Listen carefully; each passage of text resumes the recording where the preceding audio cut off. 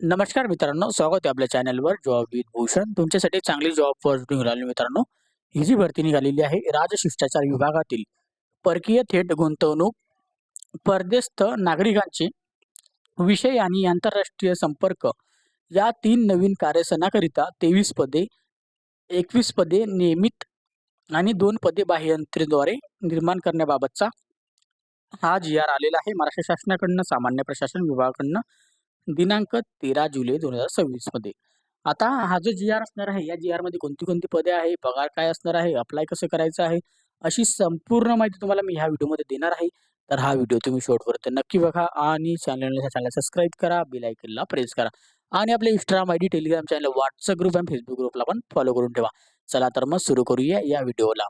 आता मित्रांनो, हा जो जी-आर आलेला आहे राजशिष्टाचार विभागातील परकीय थेट गुंतवणूक, परदेशस्थ नागरिकांचे विषय आणि आंतरराष्ट्रीय संपर्क या 3 नवीन कार्यसनाकरता 23 पदे, 21 पदे नियमित व 2 पदे बाह्य यंत्रणेद्वारे नव्याने निर्माण करण्याबाबतचा जी-आर आलेला आहे महाराष्ट्र शासनाकडनं, सामान्य प्रशासन विभागाकडनं. दिनांक 13 जुलै 2026 चा लेटेस्ट जी-आर असणार आहे. याच्यामध्ये दिलेली आहे प्रस्तावना.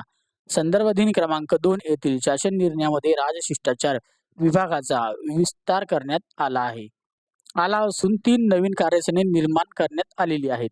तसेच सदर 3 नवीन कार्यसनासाठी 23 नवीन पदे नव्याने निर्माण करण्यास तत्व मान्यता देण्यात आलेली आहे. संदर्भ दिन क्रमांक 3 येथील उच्चस्तरीय सचिव समितीच्या दिनांक 4/6/2026 रोजी झालेल्या बैठकीच्या इतिवृत्तानुसार सदर 23 नवीन पदे व 21 पदे नियमित त्याच्यामध्ये असणार आहे, 2 पदे बाह्य यंत्रणेद्वारे निर्माण करण्यास मान्यता देण्यात आलेली आहे.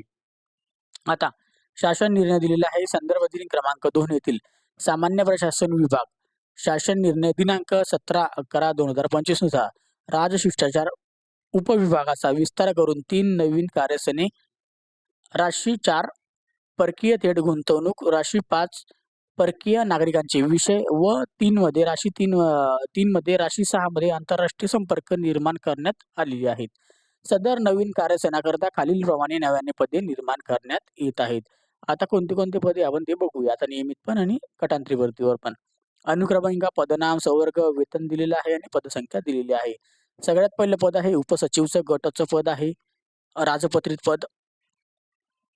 याच्यामध्ये असणार आहे S25 सॅलरी 78,800 पासून 2,09,200 रुपये पगार असण्याच्या दोन पदांसाठी भरती आहे.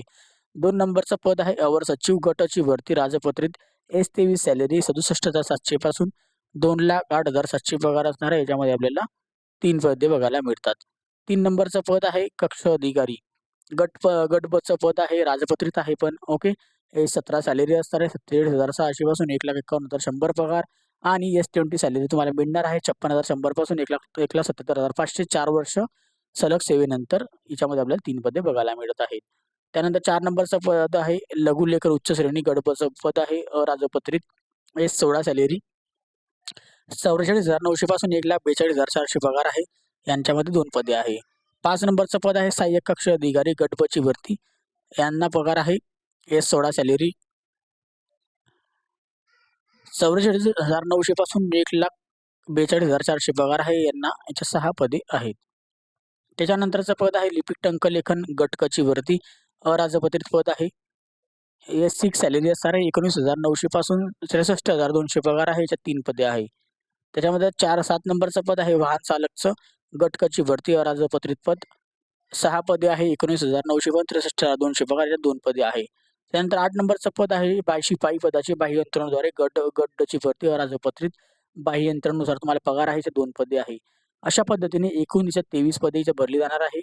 जे की 21 नियमित पदे आहे आणि 2 शिपाईची पदे आहे जे की बाह्य यंत्रणेद्वारे असणार आहेत. तर सदर नव्याने निर्माण करण्यात आलेल्या 21 नियमित पदांचा वेतन खर्च मागणी क्रमांक दिलेला आहे सचिवालय सर्वसाधारण सेवा सचिवालय सामान्य प्रशासन विभाग या लेखाशीर्षकाखाली तरतुदीतून भागवण्यात येतील. सदर शासन निर्णय वित्त विभाग अनौपचारिक संदर्भ क्रमांकामधील दिनांक 13/7/2026 मध्ये तसेच अनौपचारिक संदर्भ क्रमांकामध्ये मिळालेल्या सहमतीने निर्गमित करण्यात येत आहे. आता यामध्ये जर बघायला गेलं तर हे नियमित पदे जे आहे हे MPSC UPSC मार्फत भरली जाणार आहेत. ओके. त्याच्यानंतर हे 2 जे पदे आहे बाह्य यंत्रणेद्वारे डायरेक्टली त्यांच्यामार्फत भरले जातील, ज्या विभागामधून ही भरती आहे, जे की तुम्हाला मी त्याचं नाव सांगितलेलं आहे. समाज शिष्टाचार विभागातील थेट असणार आहे, जे की सामान्य प्रशासन विभागाकडून भरण्यात येतील. तिथून भरले जातील आणि बाकीचे जे एम-पी-एस-सी, यू-पी-एस-सीचे जे पद आहे, ते डायरेक्ट एम-पी-एस-सी, यू-पी-एस-सी मार्फत भरले जातील. खूप साऱ्या ठिकाणी नवीन-नवीन पदं आलेली आहे. एम-पी-एस-सी, यू-पी-एस-सी नवीन ॲड आली, की त्यामधून ही पदं भरली जाणार आहे. तर लवकरच त्याची भरतीची अपडेट आली, की तो पण व्हिडिओ मी तुमच्या समोर लगेचच शेअर करेल. ओके.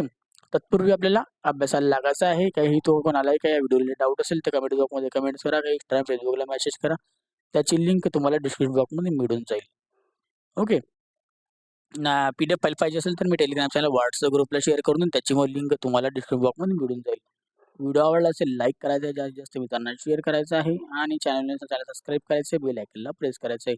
अशाच तुमच्यासाठी नवीन-नवीन जॉबवर व्हिडिओ असतो. अशा नवीन-नवीन जॉबवर चिठासाठी भेटूया आपण नेक्स्ट व्हिडिओमध्ये. तोपर्यंत जय हिंद मित्रांनो. Thank you.